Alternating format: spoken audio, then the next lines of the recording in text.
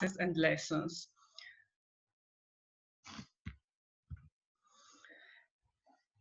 We had 5 participating universities in different countries, based in different countries in European Union, in Germany, in Italy, in Finland, and in Turkey. And we also had 2 associations, one specifically devoted to children with cerebral palsy, and an occupational association. Each step of the project involves implementation of universal design principles, offering its results as working material to the next step. And so at the end, we had the result who is built during the project. A short introduction about universal design. The definition we built on is the one from Ron Mace, that is defined where universal design is defined as the design of products and environments to be usable by all people to the greatest extent possible without the need of adaptation or specialized design. This definition was given by Mace, who was an American architect who contracted polio when he was a child, and so he subsequently used a wheelchair for all his life. In 1989, he founded the North Carolina State University Center for Universal Design to train architects and designers according to the universal design principles. Only to give a short example, you can see in these pictures people moving with a wheelchair. You can see in the first picture a case where universal design principles are satisfied. So the girl can go around alone without the help of other people with her wheelchair, getting off of the subway. In the second example, you see a situation where the legislation is satisfied, so the man can go outside get outside of the subway, but not in a so comfortable situation, and with the help of someone else who make the platform work. And in the third example, you see a problem.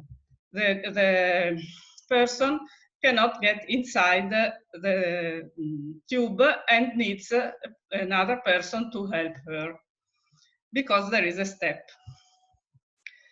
So the first example is according to universal design, as I said, the second to legislation, and the third, there is a big problem. These problems can be shown also with other kind of disabilities or of impairments. So we do not only have to think about wheelchair, but of all the kind of impairments person can have, which can also be temporary, as the example in this slide. Why universal design is so important and why we need it? We need it because in Europe, there are millions of people with some disabilities, which can be also temporary or also definitive. And there are also other factors that move us to this objective. For example, the law of the states, which is increasingly attentive to the requests of social integration of people with disabilities. The changing of demographic, people are living longer today, and so the average lifespan is much higher than once a day, and also the impairment problems related to this. And the third motivation is social climate and market. We have now in the elderly people of today are quite different than people of the same age 50 years ago. They are potential consumers, they are voters, And so there is also a political motivation to foster to universal design. So going back to our project, I will try to make a short summary of the whole, very synthetic summary of the whole path of the project, and then show you some points which are important to understand how we use the universal design principles and how we developed the application of them. In the first step, as you heard, was a workshop in Milan where a checklist was used to evaluate through universal design principles school environments. Together with this, also an empathy trial was performed, and the objective was to let the students be involved in disability issues. In the second workshop, the application of ad hoc parameters of universal design for spaces and living developed by Detmold University led to the definition of game strategies and maps, and also to the idea to develop characters with different disabilities as the players of the game. In the third workshop, it was the time to develop table games, paper-based, on predefined universal design situation given by Beshagir University. The aim was to sensitize the user and support them in the development of inclusive environments. In the fourth workshop in Finland, the students performed a test of the video game, which was the first alpha version of the video game, which was developed by Beshagir University on the basis of the table games developed in Florence. So beginning from the first step, here you can see the checklist which was developed by all the partners on the basis of the ADA checklist, the American with a Disability Act checklist. In this checklist, different levels of gross motor function has been applied to analyze some schools. The first schools analyzed were in Italy. They were high schools. They were, or you can see on the left of the slide. And then this system was, method was applied by all the partners to analyze schools in their country.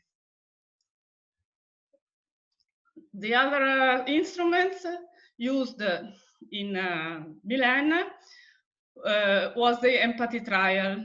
So we gave to the groups of students who were mixed with students from the 5 different universities some tasks to be performed, and some disabilities were simulated. So, for example, there were a student on a wheelchair who had to go to a specific office, and so to go through a lot of different difficulties. And so in this way, they perceived that it is surely not really what happens to a disabled people, but the students begin perceiving a feeling of what can happen if you have some impairment and have to go through university. In the second image, down in the bottom, you see a girl who is trying to also walk around the university with a broken leg. This is, for example, a temporary impairment that can happen to everyone in his or her life. then the students were asked to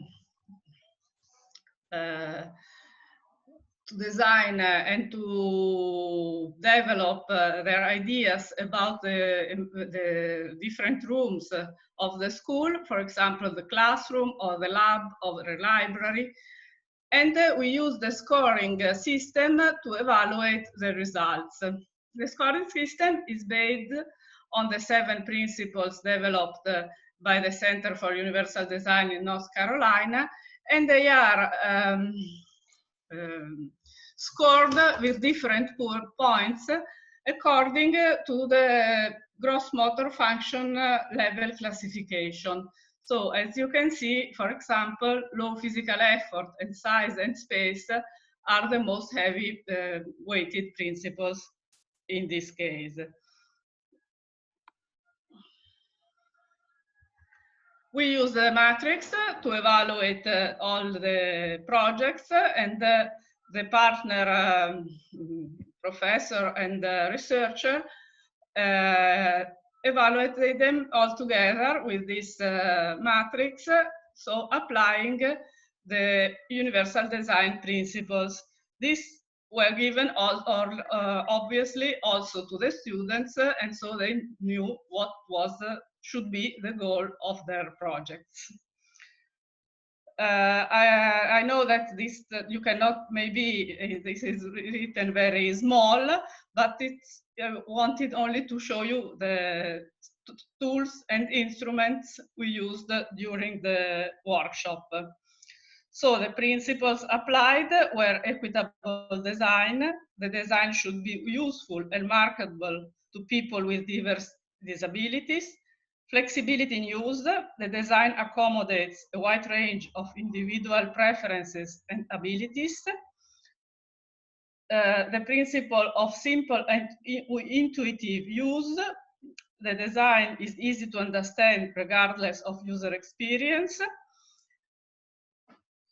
The principle 4, perceptible information. The design communicates necessary information effectively to the user, regardless of ambient condition or the user's sensory abilities.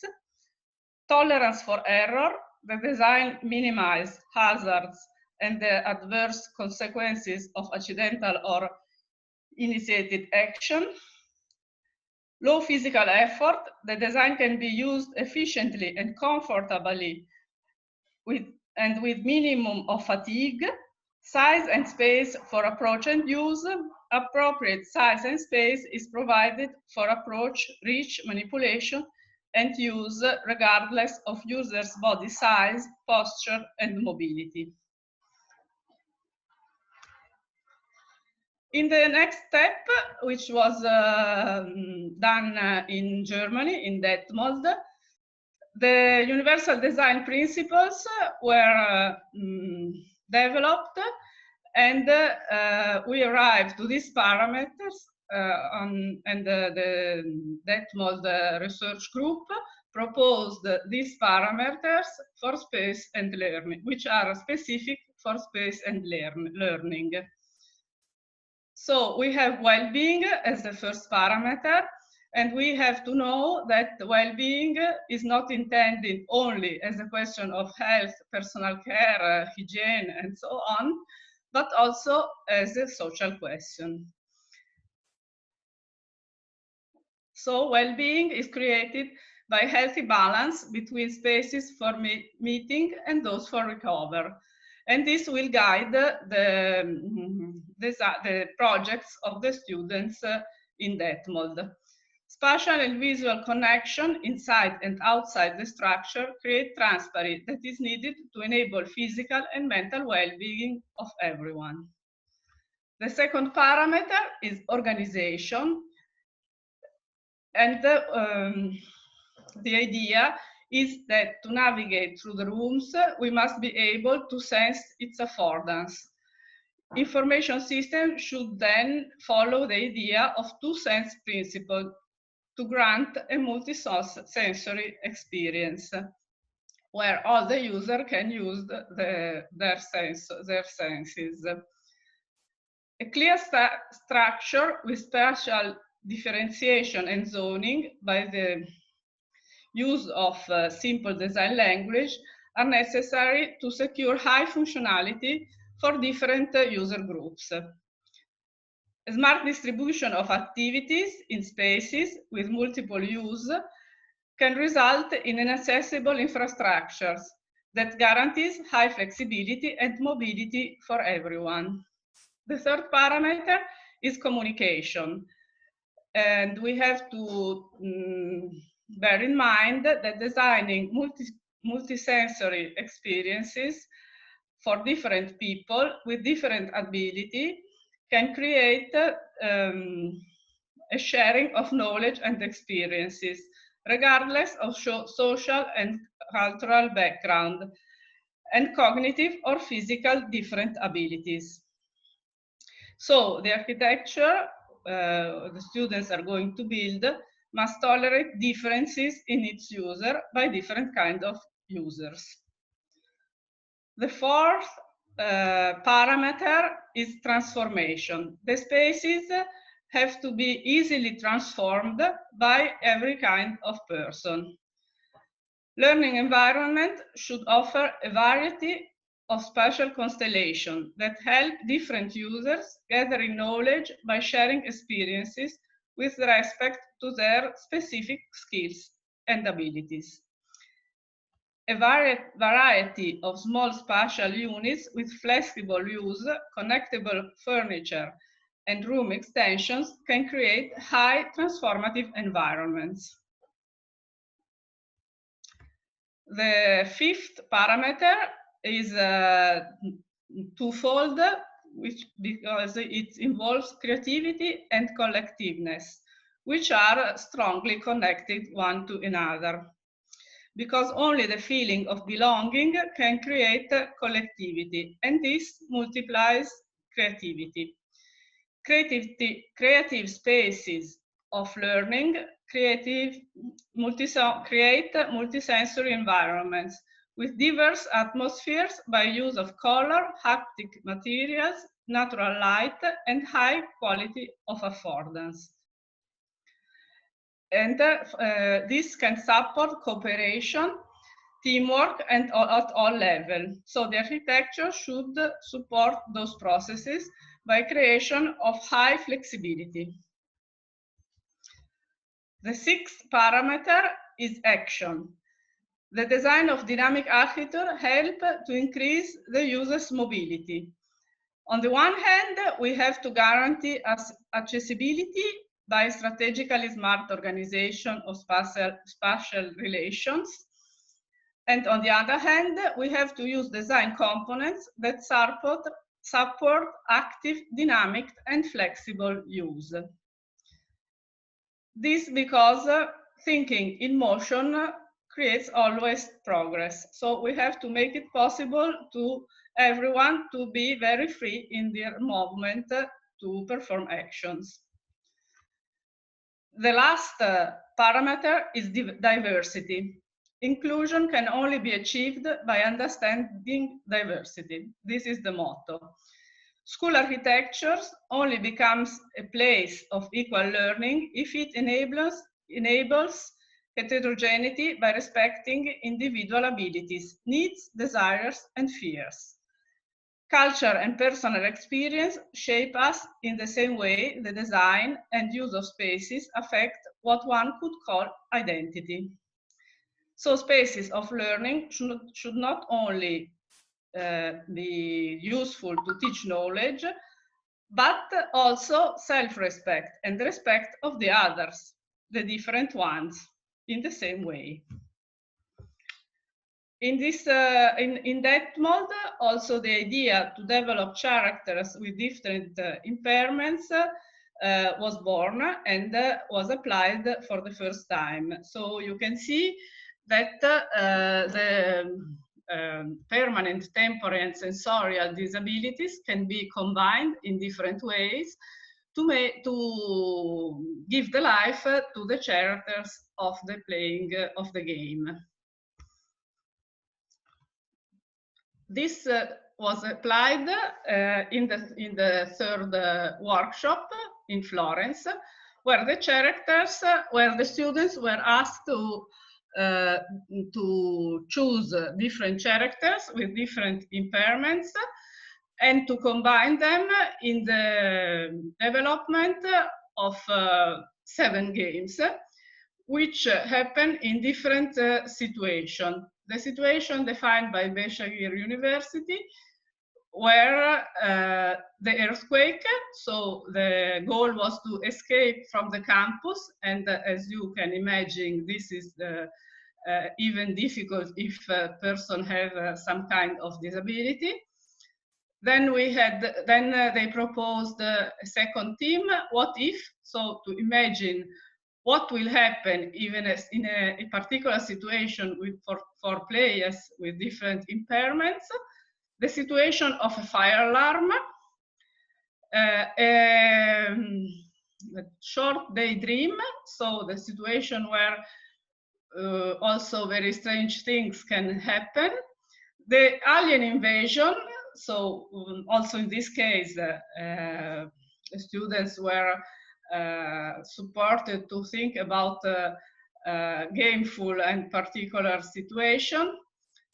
Campus challenge, what can happen if in the first day of school you have to exit the campus without knowing very well how it is, how the paths are designed. And the last one, holiday. In this case, the character was a crazy granny. Once the students have chosen the themes and they have to design their own campus story. So you see that all the games are applied in the campus. This because our goal is to build a game for the school high school environment and for design and interior architecture students. The characters, profiles, and skills obviously affect the level design throughout the story. So universal design principles have to be applied in the synopsis of the story, inspiring the mood board, in the level design. So maybe we have a different level of the game with at each level a higher level of difficulty, and the storyboard to show how the game works. What is the result? The result in the last step is the creation of a digital game, so with a digital platform, no more cardboards. The high school environment inspired to a real school. The two-dimensional table games have developed in 3D CAD features. We don't more have different players, but a first-person perspective of a character on wheelchair. We have a system of command simulation, of commands that simulates the driving of a wheelchair. We have a sequence of tasks to be performed, and we have problems to be solved that are of different kind. For example, compliance to legislation, but also more qualitative universal design solution. And I will show you only some slides of the game to give evidence to these results. For example, this is the first-person perspective you can perceive using the game, so the player can empathize with the character, which is a person on a wheelchair. You also here can see the real school environment, which is inspired to the Lati School of Design. And obviously the 3D environment. here is the beginning of the game, and what is interesting is the way to go through the games, where you have to use the keys of the keyboard, the Q, the E, the A, and the D to drive the wheelchair. This to give the impression to the player on how a person of the wheelchair have to drive it. And also he will perceive the inertia of the movements and the difficulties, for example, to turn or to go forward and back.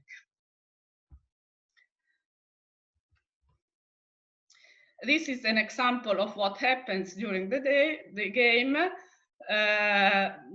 where the compliance to legislation regarding the width of the door has to be achieved, and so the player will learn what is the right size of a door where a wheelchair has to go through.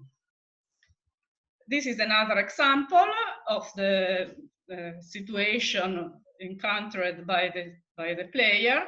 In this case, they have to choose a good kind of door to be opened by a person on the wheelchair. So in this case, there are more solutions, and the one which is more acceptable has to be chosen. During the game, you always have a feedback in the lower part of the screen about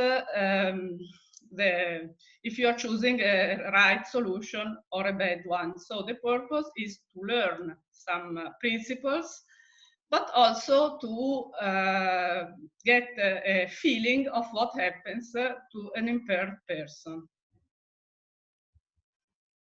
The last step in Lati was the testing of the first version of the game with the students who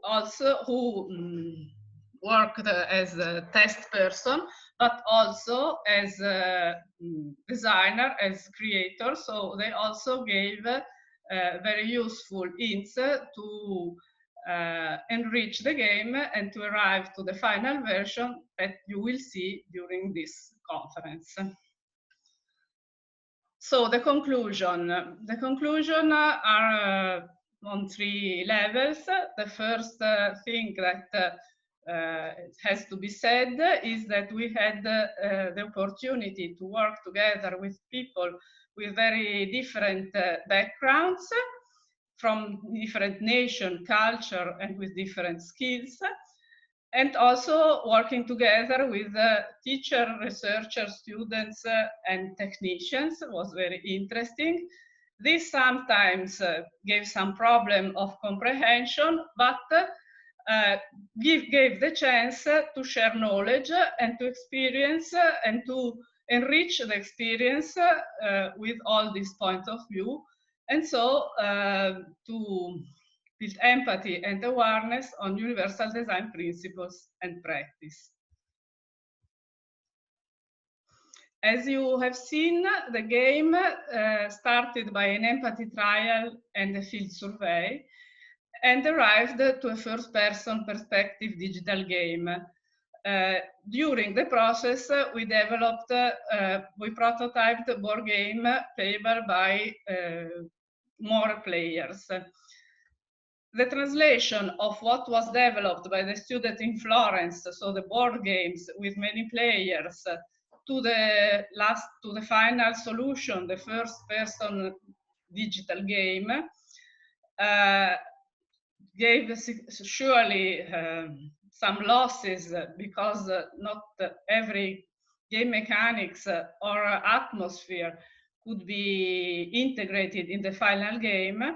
But the iterative design development process, so the steps building one on the other, compensated this loss with a very through the contribution of a lot of different skills, as I said before, and different point of view, to arrive to a version of the final digital game which is very involving and fulfills the goal to create awareness and to teach in universal design approach. In general, the relationship between experiential learning and gamification opens up practices where learning is not based on the capability to remember and apply information, but on the ability to find information, to evaluate and to use it coherently. So not to a mechanic way of learning, but on a constructive one. Through PUDCAD game, teachers can have the possibility to incorporate universal design principles in a narrative context that starts the learning process by providing accessibility problems and solutions, beginning from elementary levels to achieve progressively more difficult tasks, and finally evaluate the expected results. In this way, we think that we achieved the goal of the project, and you will see in the further presentation of the conference more in detail the game and the mechanism used in experiential learning to involve learners and to bring them to understand and to interiorize universal design principles. Thank you very much for the attention, and I'm here to answer to questions or to discuss with you what we produced in this project. Yeah. Thank you. Thank you, Fiammetta. Do we have any questions for Fiammetta? You can raise your hands, or else you can write on the chat section.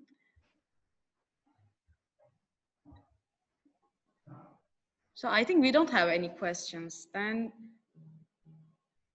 maybe we can finish section. Or do you want to say anything, Fiammetta? Do you want to add something? Oh, I think maybe if at the end of the session or during the day, the question will rise, I will be here also to answer afterwards or to discuss together with the other speakers and attendees of the conference. Yeah, great. Thank you then. Thank you.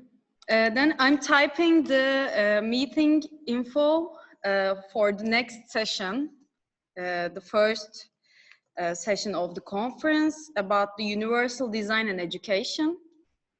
You can check it out on the chat section. Then see you at 11:30 GMT +3, or like in 20 minutes. See you, everyone. Thank you for joining us. Bye-bye.